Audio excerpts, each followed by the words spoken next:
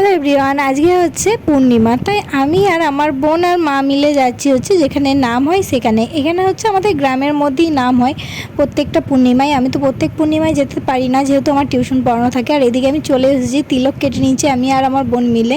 চলো দেখতে থাকো।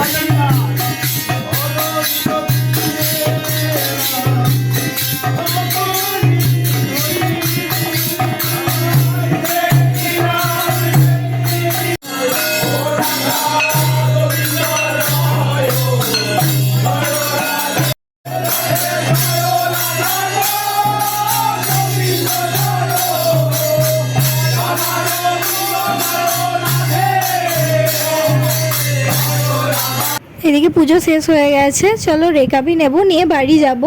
কারণ পুজোর পর তো সবাই রেকাবি নিয়ে বাড়ি যায়, তাই আমিও রেকাবি নেব। আর এখানে দেখতে পেয়েছো কত মানুষ এসেছে প্রসাদ নিতে। চলো বাড়ি যাই, টাটা, আজকে মতো গুড নাইট।